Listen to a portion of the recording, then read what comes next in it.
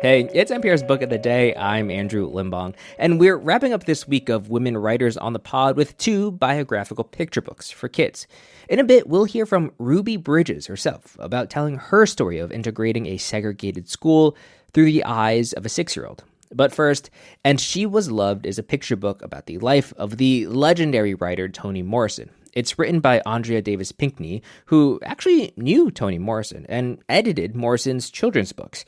Now, if you're up on your literary history, you might know that Morrison worked in the publishing industry as an editor, and Pinkney spoke with Here and Now's Lisa Mullins about what it was like editing one of the great writer-editors of our time.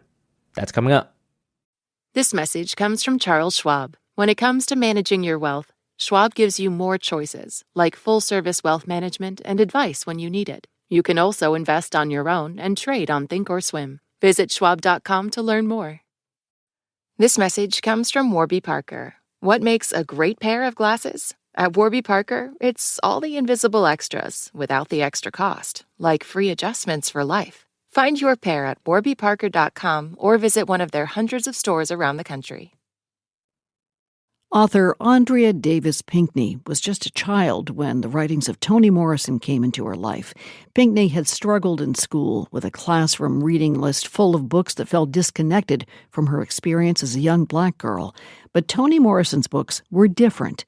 To her, they were the glistening key that unlocked her soul and helped her feel understood. Well, Pinkney grew from that young reader to a publishing professional and eventually edited Morrison's children's books. Now she's out with her own. It's about Toni Morrison and her life. Welcome to Here and Now, Andrea. Thank you, Lisa. It's great to be here. So the book takes the form of both a poem and a love letter to Toni Morrison, and the reader is speaking to Morrison, and she speaks back at the very end. It's an interesting format for a children's book, and I wonder what made you come up with that. Yes, it's a praise poem. It is a love letter. It's a thank you, but it's also an invitation into the experience of Toni Morrison as a child, expressing herself through her creativity, through writing, drawing pictures, because that's the way that children express themselves creatively. And what kind of stories did you find the most entrancing when you first discovered Toni Morrison? Well, when I first discovered Toni Morrison, it was the fact that she grew up in the oral tradition that is so core to the Black experience. There were stories everywhere in her young life, and that was what inspired me as someone who heard stories on porches and in backyards and picnic settings and church settings.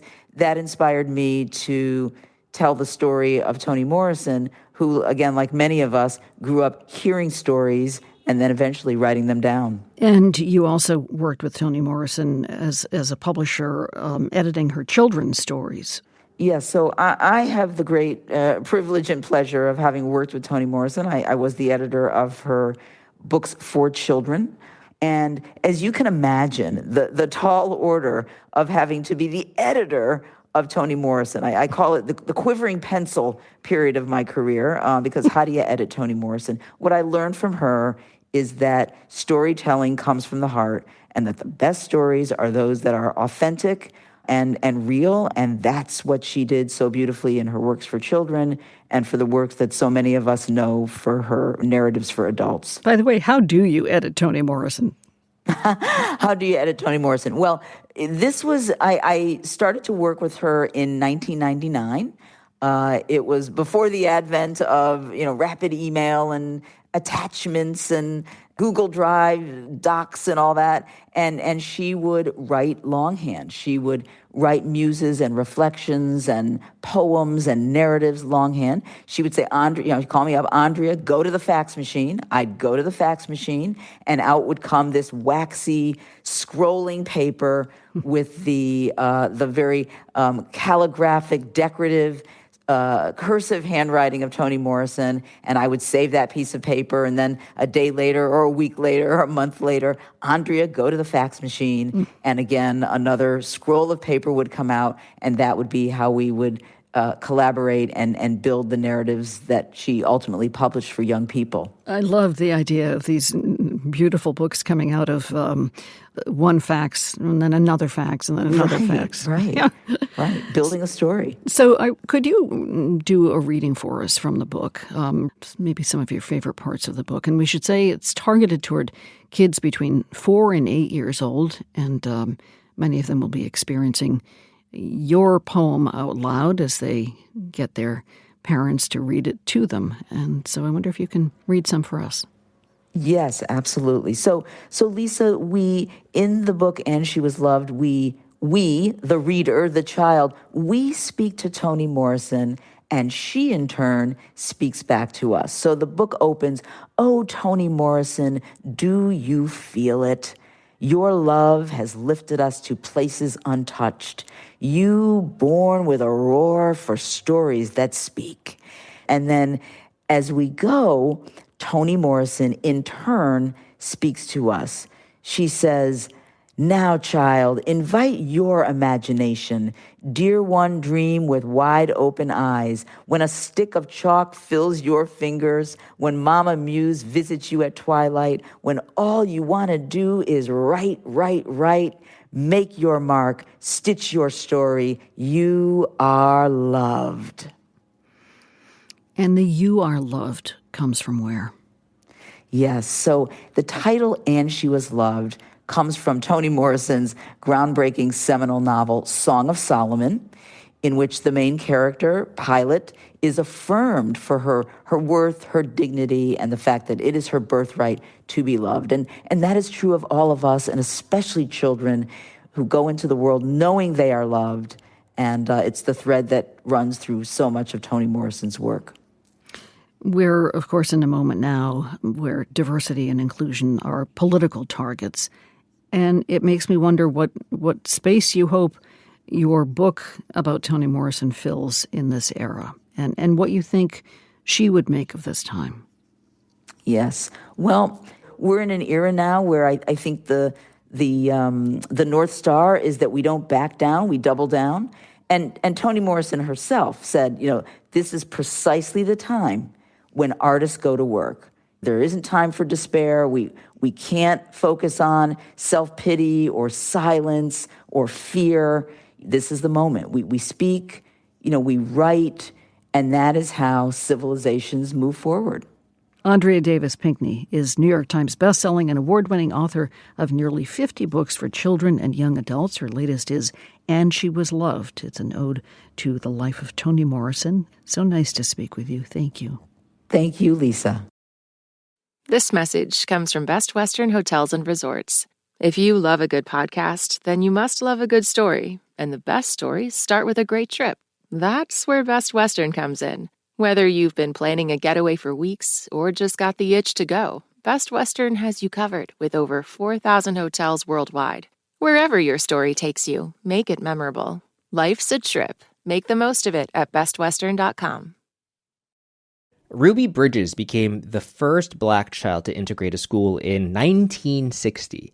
That year seems, at the same time, so long ago, and not that long ago at all. In her picture book, I Am Ruby Bridges, she recreates what that moment felt like. And Bridges tells NPR's Mary Louise Kelly in this interview that even today, kids can relate to her feelings of loneliness and isolation. The morning of November 14th, 1960, a little girl named Ruby Bridges became the first Black child to desegregate the all-white William Frantz Elementary School in New Orleans. Ruby was 6, and as she got dressed and left for school that day, she told me she didn't know she was making history. I had no idea that it was going to be a white school. It wasn't something that my parents explained to me. As a matter of fact, the only thing they said is, Ruby, you're going to go to a new school today, and you better behave. 4 federal marshals had to drive her, and an angry white mob greeted her at the school. They got places for you.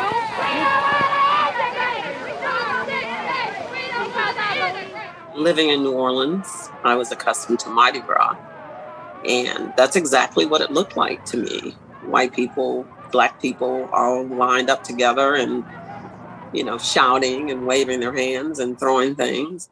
Today, Ruby Bridges is a civil rights activist and an author. Her new children's book, I Am Ruby Bridges, tells her story through her 6-year-old eyes. So I asked her to read a bit for me. Second day, when I arrived at my classroom, my new teacher opens the door and greets me. Hi, I'm Mrs. Henry, your teacher. Come in and take a seat, she says. And aren't I surprised? Because she is also white. I never had a white teacher before. The biggest surprise of all, I am the only kid in the class. I didn't see any other kids at all. Not one. That test must have been a lot harder than I thought. Why am I the only kid in my class? Not to mention, the only kid in the whole school. And why don't I see anyone who looks like me? And then that's when it hit me. As I was reading, it took me a minute to get that why there were no other kids. This is because white parents had come to school and pulled their kids out, taken them home? Absolutely. When I arrived on the first day, the mob of people standing outside rushed inside of the building behind me. I was escorted to the principal's office, where I sat the whole day with my mom, waiting to be assigned to a classroom. But that did not happen because every one of those parents rushed in behind me, went into every classroom, and they pulled out every child. I watched them parade right past me out of the school building. And so by the time I got there on the second day, the school was totally empty.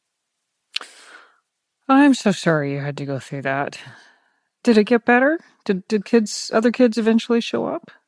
I think part of the story that lots of people are not aware of is that there were some white parents who actually tried to cross that same picket line, that same mob, during that year to bring their kids to school with me. But it was only a handful, maybe 5, 6 kids. And the principal would take them and she would hide them so that they would never see me and I would never see them. I remember hearing voices, but I never saw kids. And it kept me wondering where the voices were coming from, if they were real at all. What I did not know is that every time I would mention it to Mrs. Henry, she was going to the principal and advocating for me. She was saying, the law's changed and kids can be together now, but you're hiding them from Ruby. If you don't allow them to come together, I'm going to report you to the superintendent. And that forced them to allow Mrs. Henry to take me to where they were being hidden. And that was near the end of the year. Near the end of the year. I'm thinking I just introduced you as the first African-American student to integrate an elementary school in the South. And it sounds like integrate was way too strong a word for what was happening at that school for most of that school year. Yes. That was always something that bothered me. I was the only kid and it stayed that way until the end of the year when Mrs. Henry took me to this other classroom and opened the door, and lo and behold, there they were, 4 or 5 kids sitting there playing. And I was so excited. It didn't matter to me what they looked like. I just wanted someone my own age to play with. So I was excited to find them finally. But I have to say that was the day that I realized that everything was about me and the color of my skin, because a little boy said, I can't play with you. My mom said not to play with you, and he called me the N-word. And that's when I had my aha moment that the reason why there were no kids here was because of me and the color of my skin. He actually made it make sense. I did not realize what was going on around me until he told me. And that, my first encounter with racism, he introduced it to me. You're only in your 60s now. What happened to you that first day of school was so recent in the grand scheme of things. And it occurs to me that the kids reading this today, most of them will take it for granted that black and white kids go to school together. This is totally normal. Like, how else would it be? They've never known anything else. How did you think about writing to kids for whom this must feel like ancient history in a way, and yet it so clearly isn't? What I found in the past 25 years visiting schools and talking to kids and working with them, I think that they relate to the loneliness. They relate to someone not wanting to play with you for no real good reason, not giving you a chance. And so kids, it resonates with them. They don't quite understand why someone would do that, why someone would treat another person like that. And I think that they feel like, why don't we give each other a chance? Try to get to know each other. That everyone at that age wants a friend to play with. And I think that that's part of what they resonate with. The fact that it's also explaining a time in history when we couldn't be together.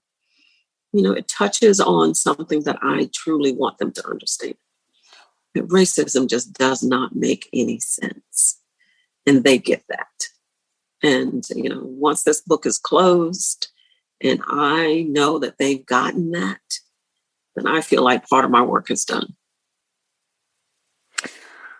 We've been speaking with Ruby Bridges, author of the children's book, I Am Ruby Bridges, How One 6-Year-Old Girl's March to School Changed the World. Thank you. Thank you. And that's it for this week on NPR's Book of the Day. Let us know what you think. You can write to us at bookoftheday@npr.org. I'm Andrew Limbong. The podcast is produced by Danica Panetta and Chloe Weiner and edited by Megan Sullivan. Our founding editor is Petra Mayer. The show elements for this week were produced and edited by Mia Venkat, John Ketchum, Ashley Brown, Lauren Hodges, Emiko Tamagawa, Catherine Fink, Justine Kennan, Kalyani Saxena, Michaela Rodriguez, and Todd Munt. Yolanda Sanguini is our executive producer. Thanks for listening.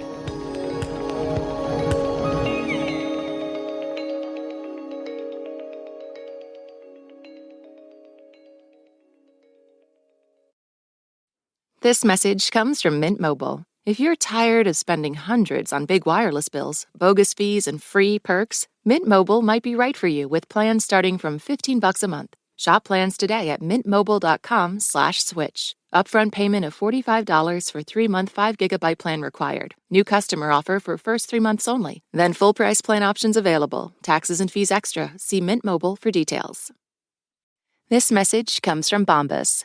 Nearly 30% of marathoners end their race blistered. Bombas running socks are strategically cushioned to help say bye to blisters. Run to bombas.com/NPR and use code NPR for 20% off your first purchase. This message comes from Mint Mobile. If you're tired of spending hundreds on big wireless bills, bogus fees, and free perks, Mint Mobile might be right for you with plans starting from $15 a month. Shop plans today at mintmobile.com/switch. Upfront payment of $45 for 3-month 5GB plan required. New customer offer for first 3 months only. Then full price plan options available. Taxes and fees extra. See Mint Mobile for details.